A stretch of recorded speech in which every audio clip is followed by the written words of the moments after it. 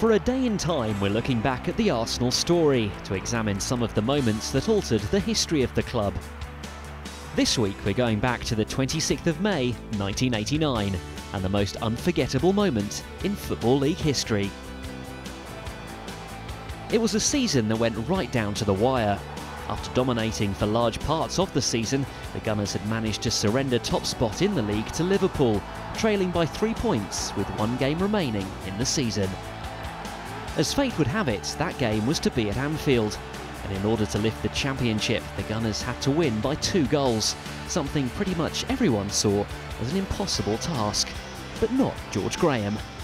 Well, it's like climbing a mountain, really, but there's no reason why we can come up here. Nobody really fancies us outside Highbury, so we can relax and enjoy the game and hopefully get the goals that we need. After keeping the game all square going into half-time, the Gunners took to the field to try and make history. And make history, they did. Winterburn and Richardson behind it. Adams has made a darting little run in there. And Smith!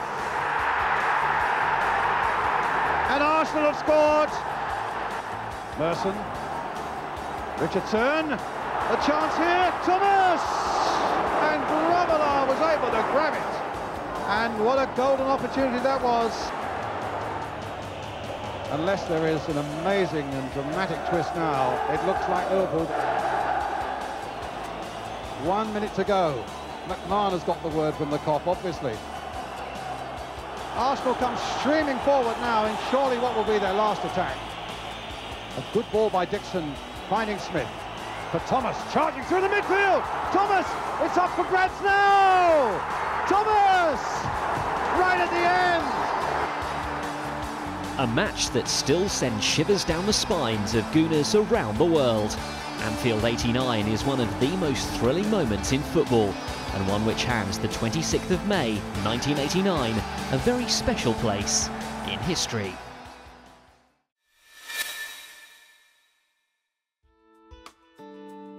The Gunners may have their roots planted firmly within the foundations of Emirates Stadium, but over the last 125 years there have been many locations around England's capital which have helped turn the club into the modern footballing power that it is today. In Arsenal London, we'll be taking you to the places that have shaped and still shape the club. This week we're rounding off our look at the Gunners' spiritual home as we revisit Highbury as it stands today. Well, the 2 old stands, they were both listed. The West Stand, as you know, built in '32, that was the original one. The East Stand, where Herbert Chapman's bust still remains, built in '36. And those 2 were, you know, classic. You just see any picture of a football match that took place at Highbury from there on, you just saw those stands in the background, you knew it was Highbury. And so those 2 still remain. And the pitch, where the pitch was, is now gardens. It had to remain looking similar to the way it was when it was in use, so the 2 old stands look down onto gardens now, which is where the pitch used to be, and also some of the ashes which were buried behind either goal of many of our old players and fans, they were actually buried in a small memorial garden in that area.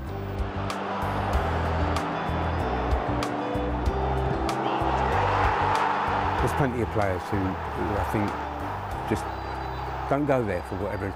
I can't say I go there. You know, like I say, that place was my back garden, and it's someone else's back garden now, which is fine. The amazing thing, though, about this ground and where I think Arsenal deserve, it's incredible to have done it here of all places, in this borough, stayed where home is. I mean, obviously we had to leave home, but we're still at home. So that although the ground is completely different, you know, everything about a match day can be the same. You can meet at the same pubs, your travel arrangements can stay the same. Do you know what I mean? You can meet people at the same places.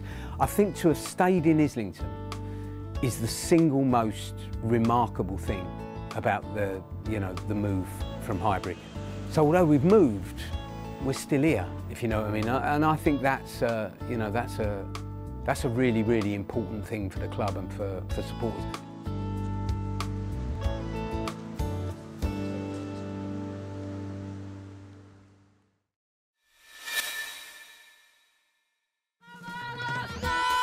Arsenal World have made it our mission to reach supporters around the globe, and over the last year have welcomed many people into the Fans from Afar family.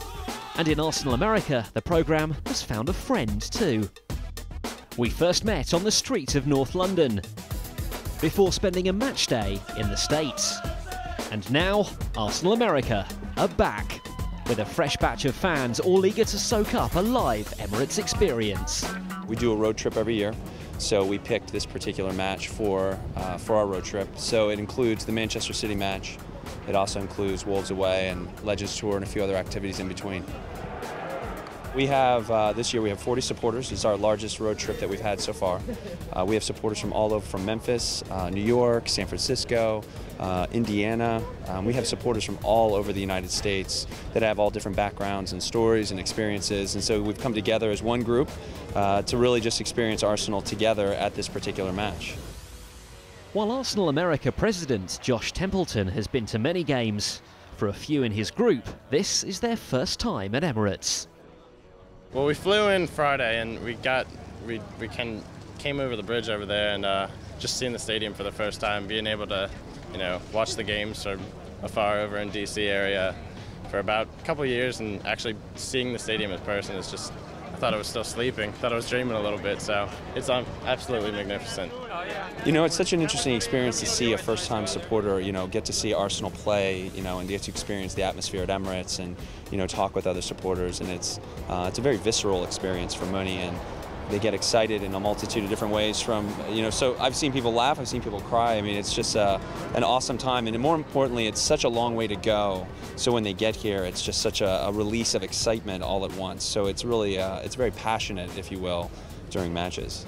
One of the biggest shocks for first-time visitors is the feeling of belonging when they are greeted in North London by a sea of red and white. When we were coming on the tube and just seeing the people with the, the red and white scarves and everything, you just feel like, you're part of the family and everything. So just seeing the, the Henry statue and just everything around there, it's just feels like I'm back home almost. Just, seeing it on TV and then coming over here, it's just ridiculous. At home amongst the local fans, Arsenal America face challenges supporting their team back home, where football or soccer is a long way down the pecking order. Mostly, when people say football over in the States, it's something completely different. So, actually, knowing what football means over here and, what it means to the people over here and just having that same passion back at home it's definitely a little different, a little harder, have to wake up at 5 in the morning sometimes, but still got to do it and do anything for Arsenal here, so love it. With his biggest group to date, Josh is proud to be leading these fans into Emirates Stadium. And as Arsenal America continues to grow, he'll have his work cut out for him in the future.